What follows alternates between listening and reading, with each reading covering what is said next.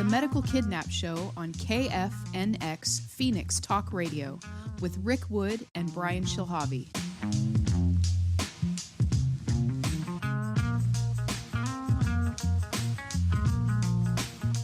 Welcome to the Medical Kidnap Show. I'm your host, Rick Wood. And I'm Brian Shilhavy, the producer of the Medical Kidnap Show. And I'm also the editor of medicalkidnap.com, which is part of the Health Impact News Network. Well, Brian, it looks like Arizona is back in the news this week. Can you tell us a little bit about what's been going on in Arizona on the child kidnapping CPS front? Yeah, Rick, it's been quite a week, actually, in the mainstream media covering the arrest of Paul Petersen. Paul Petersen is a resident of Arizona. Most people listening probably have already heard the news. He's the county assessor. It's an elected official within the state of Arizona. So he's a political figure. He's an attorney. He was running this illegal adoption ring out of the Marshall Islands. So he's been arrested for basically trafficking children illegally, bringing pregnant women from the Marshall Islands into the state of Arizona and other states. What's interesting to me, Rick, as we have been covering, local politics there in Arizona, is that this is now the second high-profile case. The first one being 2017, when David Frodsham was arrested as a licensed foster parent in the state of Arizona and was arrested for child pornography and a pedophile child sex trafficking ring, and he's behind bars today. What's interesting is that local law enforcement did not arrest David Frodsham. Federal agents under the Trump administration had to come in and arrest him. So here we are this week. Paul Petersen is arrested. 3 states' attorney generals were involved in this operation. The attorney general for Arizona, Utah, and Arkansas. But none of those 3 initiated this arrest of Mr. Petersen. Again, it was federal agents, Homeland Security, under the Trump administration that accomplished this. So what we're going to do today is we're going to continue our interview that we started last week with Neal Sutz. For those of you who weren't with us last week, and I would really encourage you to listen to last week's show, the Medical Kidnap Show, episode 2, where we interview Neal Sutz and he tells his story. Neal Sutz, in brief, is a mental health advocate. He has produced films and books on the topic of mental health. He became very famous in America back in 2004 because he successfully sued Dr. Phil and Oprah Winfrey pro se, meaning that he did not have an attorney help him. He filed his own lawsuit. It was a discrimination lawsuit under the American Disabilities Act. And he, as we explained in the first show, he's a lifelong resident of Arizona, married into the Mormon Church, discovered child sex abuse within his former in-laws, tried to become a whistleblower, was attacked, basically his career destroyed. They tried to escape to Switzerland because Neal's mother was Swiss. So he holds dual citizenship. And when they got to Switzerland, his 2 children were seized. His ex-wife had a lot of issues. And you can listen to that in the first show. But the main point is that Neal has filed a $200 million defamation lawsuit against these Mormon business leaders and higher ups in the Mormon church, so to speak. And he's done this pro se. And they have, in turn, hired the former Solicitor General of the state of Arizona to represent them because he is exposing so much of this. So Neal has absolutely insider information into the local politics of Arizona, and will probably be able to, we'll find out here in just a few seconds, he will probably be able to add a lot of information into the Mr. Petersen arrest that you're not going to see in your local media. So Neal, welcome back to the show. Thank you so much for having me back again, and thank you for having me back so soon. Neal, we wanted to have you back on the show to get your perspective on recent news events concerning the arrest of Paul Petersen.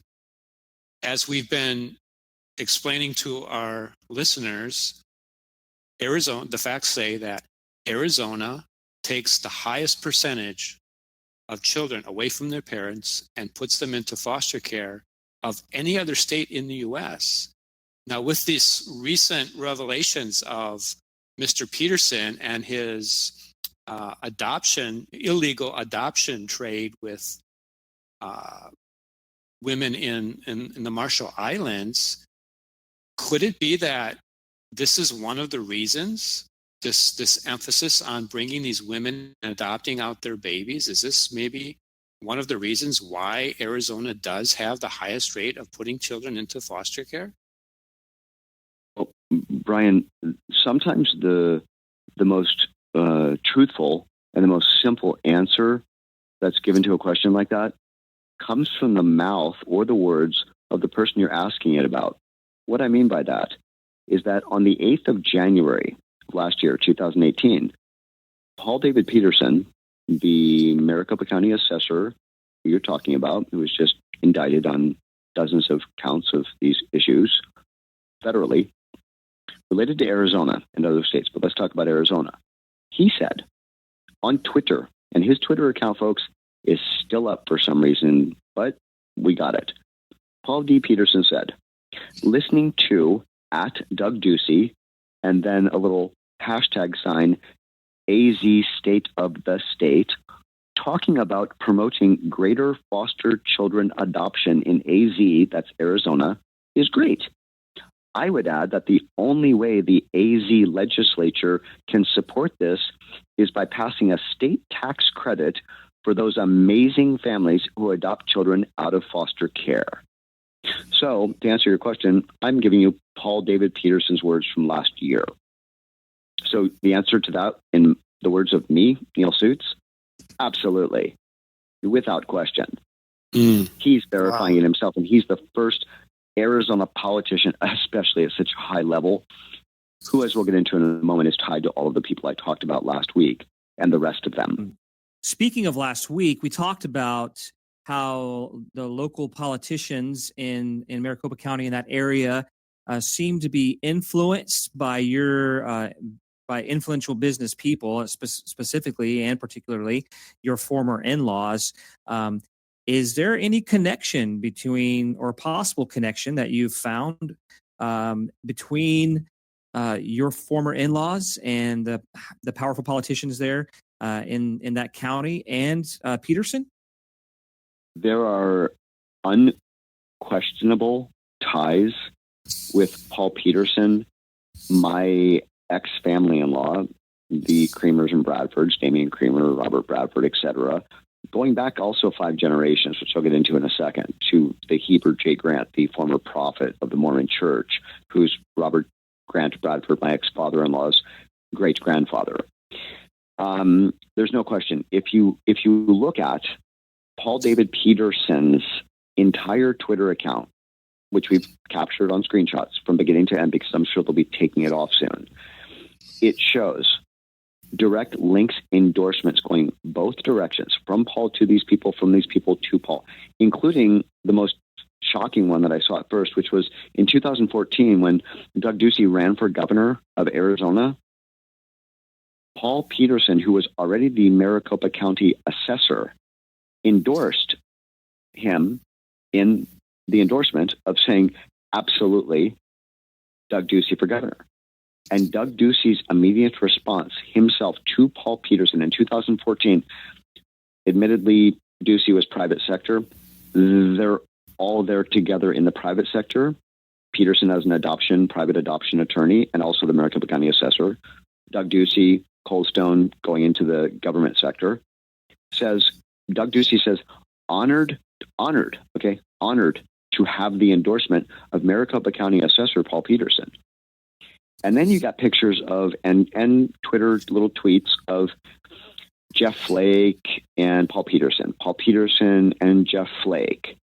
and a whole slew of other people, including the recently former Maricopa County Attorney, Bill Montgomery, who buried any investigation or prosecution on my family-in-law, my ex-family-in-law, Robert Bradford and Helen Bradford, specifically my ex-parents-in-law, molesting Austin on the child porn video when he was Maricopa County prosecutor. He gets appointed by Doug Ducey to the top court in Arizona very recently. And Petersen says to him, he's endorsing him all the way along. Petersen's endorsing the possibility of Bill Montgomery becoming the top, in the top, the Supreme Court of Arizona. Ducey appoints him. And the first thing Petersen says is, "Congratulations, Justice Montgomery." So thank God he's saying we got another one of our buddies into the top of the top. And then Doug Ducey, for whatever reason, and his group of people who are still there, appoints Alistair Adele. She's done a bunch of stuff, okay? She's the former general counsel of DCS. That's Department of Child Services. And for those who are listening nationally, that's CPS of Arizona. She's the former general counsel of Department of Child Services in Arizona, where there are the highest level of children taken from families, illegal medical kidnappings, trafficking of children, all proven now by the Paul Petersen thing. And she's now the Maricopa County attorney as of very, very, very recently. And you got pictures of associates of them with Mitt Romney being tweeted about and praised about. All the people that are tied to Petersen are tied to Damian Creamer and the Mormon Church, period. If you look at the political contributions, if you look at how they're tied together in business, I mean, the Maricopa County assessor's primary job is to set tax rates for the real estate in Maricopa County. So when you got like multi-millionaires and billionaires who are also politicians, who are all friends and neighbors in Paradise Valley, Gilbert, Scottsdale, primarily Paradise Valley and Gilbert, including Lacey and Larkin from Backpage. Okay, they're not mentioned on his. I'm sure he doesn't tweet about them, even if he knows them. I'm not saying Petersen knows them, but that's kind of an odd coincidence. But then you get, there's so many horrible connections when you see them, when you're involved and you know the story and you've read the papers and seen the links. There's a tweet that Paul Petersen does early on in his career. It's 2013 or 2014. We can show the screenshot of it. He says, Senator Jeff Flake recently went to the Marshall Islands. Okay. Senator Jeff Flake, Mormon, friend, colleague, business partner, brother in the Mormon Church and Temple, as they say, brother and sister to each other. I hope next time that Senator Flake asked me to come because I speak their language. Well, no kidding, you speak their language. You went to the Missionary Training Center to learn whatever Marshallese language is. You're selling babies. You're exploiting women. You're trafficking. It's child smuggling. It's an international crime. You haven't been busted yet. And you're congratulating your fellow Mormon brother, who's a good friend of yours, on going to the Marshall Islands. Why did Jeff Flake go to the Marshall Islands? A little tiny island in the middle of nowhere that's dominated by the Mormon religion. And why is Paul Petersen saying, "I wish I could have gone"? When he was, it's proven in the stories that have been done, whether it's the Arizona Republic or Fox News or the Washington Post, the connections that Paul Petersen used to commence his baby selling, child smuggling operation. And you can see in all the pictures, you see at the top of his shirt line, you see his the little white T-shirt. That's his Mormon garments. Let me stop you for a second, because, since we've published your story and we had you on the Medical Kidnap show last week, we have actually taken quite a bit of criticism from people who say that we are condemning the entire Mormon religion, when in fact we are pointing out some of the crimes of some of these higher up Mormon business people. And the fact that, like with Paul Petersen, I don't think in the mainstream media they even mention the fact that he's Mormon. You have very deliberately mentioned these connections. You mentioned that Senator Flake was a Mormon, but tell us a little bit about this other legislator in Arizona, because I saw recently that there is a state legislator who we think or maybe know is a Mormon, and he has actually come out publicly, hasn't he, to say, look, we suspect there is a problem in this state with child sex trafficking. And isn't he trying to expose it? Absolutely. Let me just say very briefly. Okay. Yeah, I'm totally focusing on what the political ties are, the social ties, and how the prominent people involved in this are Mormons. But I will say that when Channel 15, ABC 15 in Phoenix went out the night that they raided Paul Petersen's home, which was the night he got arrested coming back from California on a family vacation, even the newscaster said herself, standing in front of his house with DPS trucks and Department of Homeland Security trucks, she did mention he's a member of the Mormon Church, which they don't usually do to point out in Phoenix. Yes, I'm bringing that up to a very detailed level. Secondly, and let me make this very clear as per your question, there's an Arizona state legislator. His name is David Farnsworth. And let me be very clear with you. That's not Eddie Farnsworth, okay? The guy who's tied into my case, a buddy of Damian Creamer, my ex-brother-in-law, and Glenn May and all these people in the charter school industry. David Farnsworth, okay? Mormon. Let's get that right out in the open. A Arizona state legislator speaking out against the foster care DCS tie, saying to people in public and in the media, I am highly suspicious based upon the information that I have received and reviewed myself as an Arizona state legislator, also a Mormon, and not a young kid, okay? An experienced man in politics, in business, and obviously in life at his age, saying, I'm highly concerned at this point, based upon what I've looked at and studied and analyzed, that there is a serious tie between the Arizona foster care system and child sex trafficking.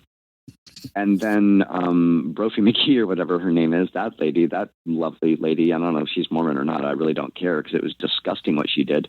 She threatened him in public and said, stop talking to conspiracy theorists and crazy, that's her word, quote unquote, crazy parents, okay? Crazy parents, like they're calling me crazy, that all this doesn't exist.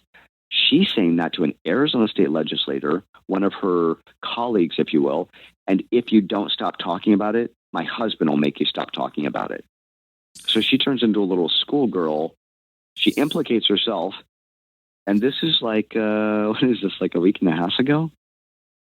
Mm-hmm. And he's just saying, I, as an Arizona state legislator, am highly suspicious based upon everything I have studied, not theorized. Every piece of information I've received, there is a direct tie, without question, but we don't know all the details yet, between the Arizona foster care system and the DCS system there and child sex trafficking out of Arizona, and then he gets threatened.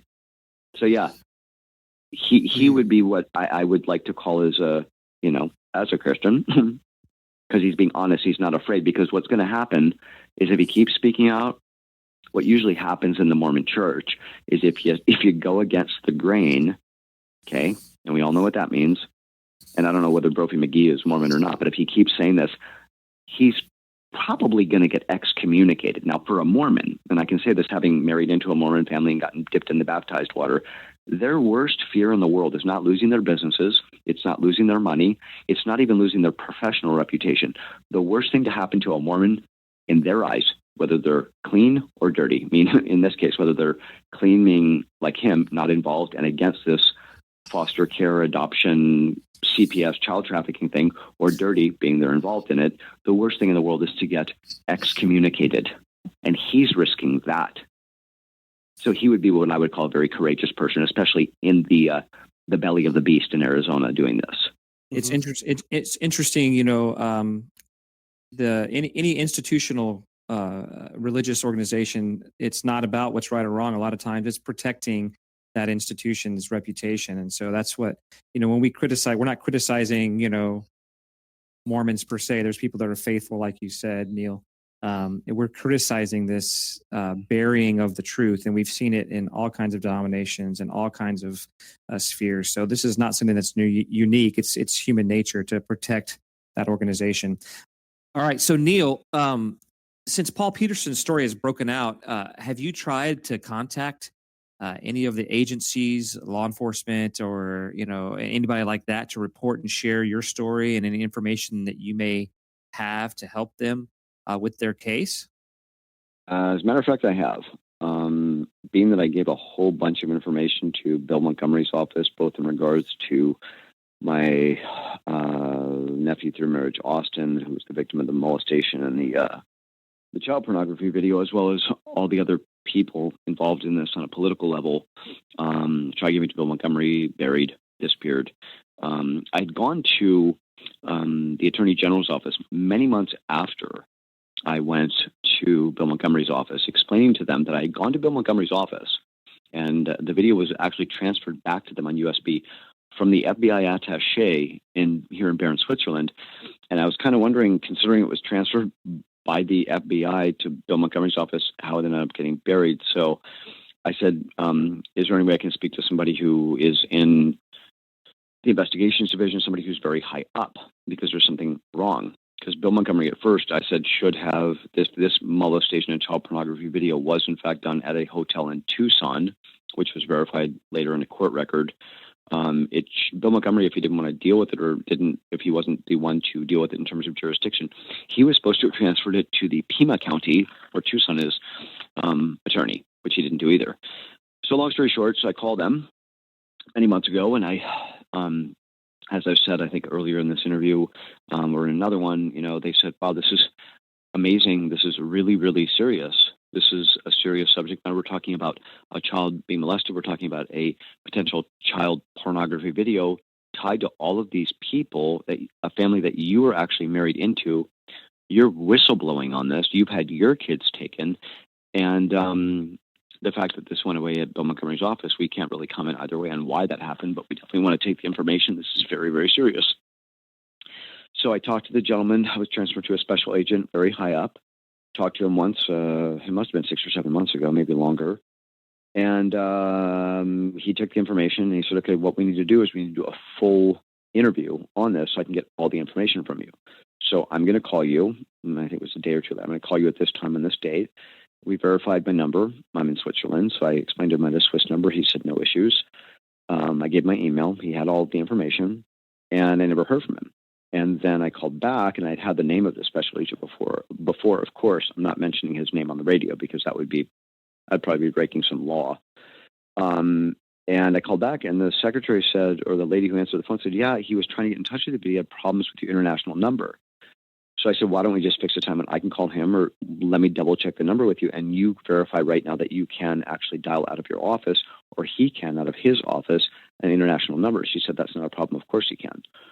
So we fixed it again, and I waited and waited and never heard anything. So skipping many months ahead now that Paul Petersen has been taken down, using a lot of the information that I first supplied, even though I didn't mention Petersen's name because I did not know he was also selling babies on top of all the other horrific crimes that I have evidence on, with his circle of politicians and with his Mormon church members who are participating in this. I call back after Petersen gets busted to Attorney General Brnovich's office just late last week, Thursday or Friday. And I say, look, I'm the one who called you guys in the beginning. My kids are still being held as political prisoners, being used as pawns by these people. I gave the information to Montgomery, buried. I tried talking to you guys 6-7 months ago. No call back. I'm not going to go as far as saying buried, but no call back. So I'm calling you again. Do you want the information, or should I just go to the Department of Homeland Security who headed up this bust in this investigation with your office and with DPS, or should I go to DPS? I think I'm just going to take it to the federal level. And I talked to a gentleman, and he said, absolutely. The investigator who is dealing with all the follow-up details, especially something serious like what you're talking about, and you seem to have your ducks in order. You've identified yourself. You've given your DPS, Department of Public Safety, level 1 fingerprint clearance card number. You're not hiding. You've also explained what happened to your kids and your family in Switzerland because of coming from Arizona and this family. I'm going to have the special agent who's in charge, the investigator who's in charge of the Petersen follow-up, get in touch with you very early next week, Monday, Tuesday. So knowing that the story's been my part of the story I've been sharing with those people involving all the names has been buried so long in so many ways by so many people in Arizona, both the police in Gilbert, police in Mesa, police in Tempe, and then politicians and the Maricopa County Attorney Bill Montgomery, I called the Department of Homeland Security. And I said, look, I don't know if I'm supposed to go to you guys at this point, but I called him right after I hung up with Attorney General Brnovich's office, not himself, but his office. And I said, look, there's a call that's supposed to be set up, but considering this thing's been buried in Arizona every single time I've been trying to do it, even going back to 2011, when I first started trying to turn these people in, just my immediate family, before I knew how deep it went in politics, I want to ask you, if they don't call me back, who am I supposed to go to with this? Because you guys are about as high as it gets, other than President Trump, who's obviously the one that directed Attorney General, the U.S. Attorney General William Barr, to tell you guys to bust Arizona and get this done. And they said, if they don't call you back by Tuesday night or Monday night, you call us. So I called, and I gave my full statement to a very high-level Department of Homeland Security investigator, explaining to him at the beginning, the only reason I'm calling you back is because I did exactly what you said. I called the Attorney General Brnovich's office last week. They said they were going to call me. They didn't call me back. You told me if they didn't call me back, that I was to call you. So now I'm calling you. It's on the record. I know you've recorded the call, and I hope you have, starting with my name, my identification, all my identifying coordinates for where I am, what's happened to my family, and how exactly I got this information, and the fact that anything I'm saying to you, and I said this to him, anything I'm saying to you can be verified on paper, on photographs, and or on video. And if you want to get more information on the base of how this whole thing went down, with some of the people involved being my ex-family-in-law, I said, look up in Maricopa County Superior Court records, which you can do probably in about 2 seconds, CV 2019-004905, which is our case number. And you can see that I ended up suing the base group of these people in my ex-family-in-law for $200 million for defamation. These people will not stop until they have taken control of Arizona and kept it hidden. They've taken control. You busted the lowest man on the totem pole. I hope you get back with me and get the rest, or use the information I've gotten you to get the rest, because the rest of it is all going public now. So I hope you act on it. And that's where we're at. And that's what this interview is primarily about, is going public with the rest of it, authenticated. And I'm willing to talk to any investigator, Arizona, Switzerland, Interpol, Department of Justice, Department of Homeland Security. My ducks are in order. It has been investigated, researched to the hilt, and it is all true. And I would assume, Neal, that it's safe to say that you're willing to talk to anybody in the media as well, right? I mean, isn't it time that Arizona media starts investigating your story, or even some of the national media? We know Epic Times is covering these types of issues. Maybe Epic Times could pick this up. There's a lot of media that should be blowing this up and exposing what's going on in Arizona. Yeah, I completely agree with you, Brian. The fact that I'm from Arizona, the fact that I have level 1 fingerprint clearance with the Department of Public Safety, who just participated in busting Petersen, and I've got the rest of the information, plus just what happened to my family at the base of this, running away from Arizona to get away from all these people, and it's all authenticated, investigative. The documents are Department of State stamped from the U.S. Embassy, from Dirk and Delmonico being involved with this there. Yes, the Arizona media should be the first to jump at this. Somebody like Lori Roberts, who's written articles about the Petersen follow-up, she wrote this article recently, a couple days ago, about if the first part of the Petersen story wasn't bad enough, check this one out.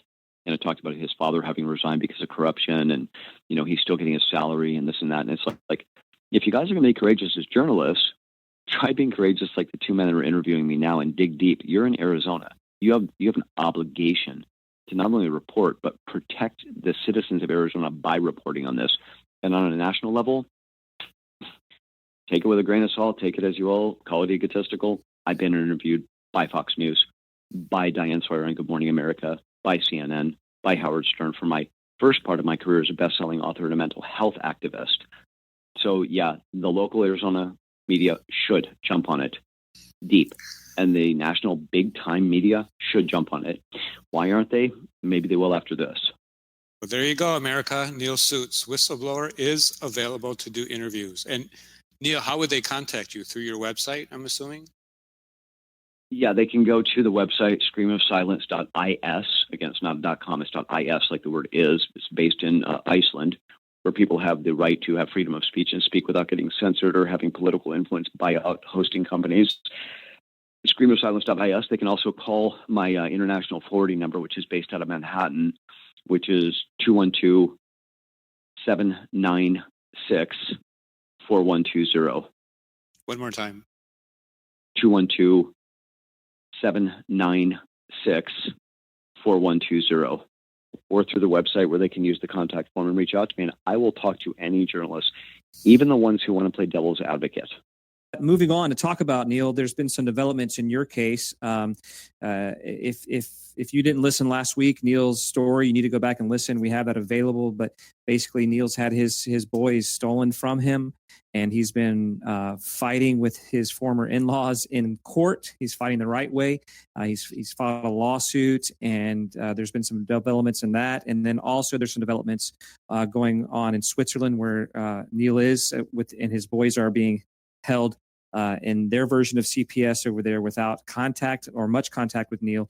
So there's been some developments on both sides of that, Neal. So can you just kind of catch us up what's happened very quickly in this last week since we had you on last? People tend to use the metaphor snowball in a negative way. I'm going to use it in a positive way. So what's happened last week is that the judge in this Maricopa County Civil Court, okay, the place that Bill Montgomery used to be the Maricopa County attorney and the Maricopa County prosecutor for, where Alistair Adele is now in charge in his job. The judge in our case, now remember, the defendants in the case are my ex-brother-in-law, Damian Creamer, CEO of Primavera Online High School, CEO, founder of StrongMind, huge software company, multi-gazillionaire. Robert Grant Bradford, my ex-father-in-law, great-grandson of Heber J. Grant, the former prophet of the Mormon Church, and his wife, Helen, my ex-mother-in-law, and my ex-wife herself, as well as a whole slew of Damien's companies, including Primavera and StrongMind. They get Dominic Dre, the ex-Solicitor General, meaning just a few months ago, of the state of Arizona, who was appointed by Brnovich. And I'm not implicating Brnovich in any way. I'm just saying he was appointed. So he was very powerful, okay? And Brnovich was his direct boss. And then his law firm, Greenberg Traurig, which is a multi-billion-dollar law firm. And then they get Pro Hoc Vice, meaning out-of-state attorneys coming into Arizona for this case, Blank Rome, humongous law firm, and the attorney Gregory Bordeaux and his colleagues. So you got two law firms, four primary attorneys, local counsel is Dominic Dre. In the last week, the judge, without going into a lot of details, people can read the docket online and know I'm not exposing anything that would in any way expose any specifics, details, or proprietary information on this case. The judge, who I'm hoping continues to make very honest and good decisions following the law, denies Dominic Dre with Greenberg Traurig as local counsel and Gregory Bordeaux with Blank Rome as Pro Hoc Vice out of state, denies them summary judgment on their motion to dismiss the case. The case is a $200 million defamation case using as proof in summary police body cam from Arizona, false international missing persons reports, false police reports, evidence that they just they didn't even know they were giving it to me because they didn't know I was going to sue them. They've been dumping this defamation stuff over in Switzerland and in America and through Interpol since they arranged to have my kids taken here. And when I say arranged, it's proven. So the judge denies them a summary judgment on a motion to dismiss the case. And I'm being allowed to do what I'm doing within the rules of the procedure. She's not being influenced. But huge Dominic Dre and his incredibly powerful Mormon, politically tied, gazillionaire, rich, top of the education industry in Arizona clients. She's saying, I'm going to follow the law, and they're denied their request for a summary judgment on a motion to dismiss. The case is not being dismissed right now. And so now That's we're going great to the next news. stage. So we're going upwards. So I'm little Neal Sutz, and they're the top of the top of the top of Arizona. But apparently she appears to be, and I hope she continues to be. Are you aware? I'm not, but I'm going to ask you. Are you aware of any media sources in the mainstream media within the state of Arizona that has covered your case? I mean, you are pro se filing a $200 million defamation lawsuit against these powerful Mormon leaders they have gone out and hired the top attorneys that they can possibly get, and yet local media is not even picking this up. What's going on, Arizona? Why aren't you covering this story? Why aren't you tying the pieces together here? Have you seen any coverage of your lawsuit, Neal? No. It's pretty simple. Okay, there's 5+ million people in Arizona. There's 3+ million in Maricopa County. This is Maricopa County. Okay, everybody knows, and it's not even irrelevant of my case, regardless of my case, regardless of all of it. It is dominated by either Mormon politicians who were previously incredibly powerful, rich business people, or people that they pay to do jobs for them. And why isn't the Arizona media covering it? I don't even know who owns the top of the Arizona media. Take the Arizona Republic. Okay, they're owned by Gannett. That's a national newspaper company. They own USA Today.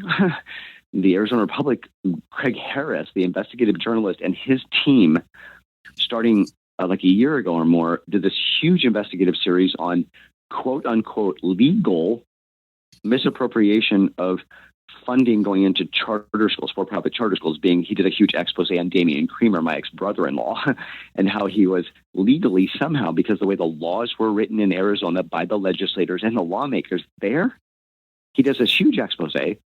Arizona Republic, owned by Gannett. He and his team write story after story after story. They expose the whole thing.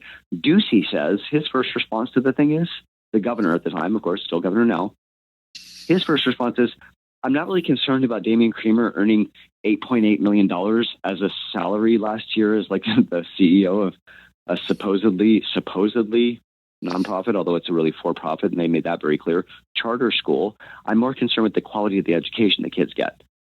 And they went as far as exposing Craig Harris and his team at the Arizona Republic on that story regarding Damian and his influence politically tied to Ducey and Montgomery and all those people. They went as far as exposing the fact that he was getting inordinate amounts of money. He's legally misappropriating the money. And Ducey says, I'm not really concerned. I'm more concerned about the education. And then the next story that the Arizona Republicans' investigative journalistic team, meaning Craig Harris and his team, come out with is that they have like the first or second highest Primavera Online High School, the same high school that's owned by Damian Creamer, my ex-brother-in-law, the same defendant in the defamation case against him that has destroyed my children's lives here in my life. How can I put this?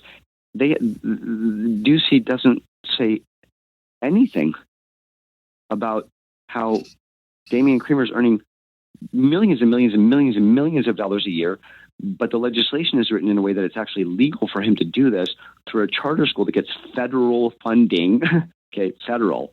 So let's get the federal government involved in what's going on with this case. Thank God Petersen got busted by the feds, but that's the only way he got busted. Now the rest of them are going to come tumbling down. They have to, only if the federal government stays involved. How does that happen? Why are they not covering it? Because somebody's in somebody's pocket, or they're too scared to cover it. Hopefully that will change, especially with all the media exposure with Mr. Petersen. But Neal, we don't have a lot of time left. You mentioned your boys. We know your boys are still being held captive. What's going on in Switzerland these days? Are you able to see your boys? Is there any movement on your case there of hopefully getting your boys back very soon? What's happening in Switzerland? Okay, well, good news is in the last 48 hours, I met with one of the top chief inspectors for the police who deals with a certain sector here. I'm not going to name it because then he'll be named. I'm not going to name him here. He deals with a certain sector of the kind of crime. And he and his co-inspector, who's on top, met with me for 2 hours with a gentleman that's a member of what's called the Grand Conseil, which is a huge governing board here. And they saw some of the evidence on the case and the death threat against me from David Key, who's high up in the Mormon church here, who's a friend of my ex-wife, Courtney, and her families, and her family in America, her friends here. They're all tied together. Court documented, certified, everything. The gentleman who took me to the police is a former chief inspector for the police of Geneva. Now he's completely against this whole child protective thing here because he used to have to do it when he was a police officer. He used to have to go take kids under order from the CPS of Geneva. And he introduced me, and actually I was actually convoked. I was formally requested to come to present what is going on with my case and why there's so many people involved in America and here, and why, although the case has been proven to be completely corrupt, every accusation against me proven completely false, and the only thing they have left is he imagined all of it. And I went over it with them in an hour and a half meeting, and they decided that they are, and they already have started to take an active role in bringing this to a very, very, very high level in Switzerland, which will then influence America to then bounce back to Switzerland and get this thing taken care of and save my sons. They said something's wrong. There's a lot of very horrible child placements here, but they governing boards like that as part of what's called the Grand Conseil, they don't all get together as a group and just suddenly go in and try to rescue 2 kids and a father, especially a half American. It doesn't make any sense. But they were all convinced in an hour and a half meeting. And then on the bad side, because the media coverage is continuing in the States and I'm getting closer to saving my sons, they took away more rights from me this week, more rights from my kids. I can no longer bring any snacks to my kids. My son, Corey and Skylar, they're both special needs. You know, they have very particular eating habits. They have no more connections with dad at all. They see me every 2 weeks now for 90 minutes at an observed meeting place that's controlled by the canton as well. Not nice people there. They're not SPMI, CPS people, but now they won't let me bring strawberries or bananas, which are emotional ties to daddy, but they're also kind of like the only real fruits that the kids will eat. No more snacks, no more anything, no more nothing. I can come to the foyer, the group home, the children's group home where they're being illegally detained. And they've been defined as political prisoners now because of the Americans being detained here. They're 2 little American boys. Unheard of. I can go there 2 times a week if I make an appointment 24 to 48 hours in advance. I have a 10 to 15 minute window to get in and out. I have to be accompanied by one of the employees, an educator from the group home. I'm watched constantly. And last night they had 2 different people in my boys' room at the group home where they're being detained, observing the Skype phone call between the 2 of us. And my kids are just, they've completely cracked. And when I went through to drop the things off for them today, to give you an idea, yeah, we got the pictures, we got the videos, we know what the reality of their detainment is. They were sleeping in their own vomit and urine and feces and blood, Skylar blood, okay, getting neglected left and right. Ever since they cut my rights, it's called a droit de visite, my right to see my sons, about a month ago, and the media in America got so strong. All the people at the foyer are under direction from the Child Protective Service people and the directors of the foyer. Clean their room, take out their garbage, fold the sheets on their beds, and make it look really good. But tonight when I'm talking to the kids, Corey started getting really upset and tearing up. And Skylar just pouted. And I said, "What's the matter, guys?" And they said they took our doo-doos. A doo-doo means a stuffed animal in French. They took my big doo-doo you gave me, Daddy, the big one, the one that's like you, so I can hug you, but you're not here. They took it. And then I remember Dr. Daniel Scott Schechter, the disgustingly corrupt American child psychiatrist who kept them in a room here in Geneva, Switzerland for 4 months under his little psychiatric experiment and defamed me all over the place and praised my ex-wife while she had just tried to commit a double suicide and work with the embassy, work with all those people. The first thing he did when they detained my kids when Skylar was 3 and Corey was 7 was throw their baby blankets and their little stuffed animals they had from the time they were born in the garbage and said, "Grow up." And that's what they're doing now to the kids. Horrific crime ever. One thing doesn't change whether it's in Arizona or Switzerland, and that is they don't want this to get out to the public. They want to do this in secret.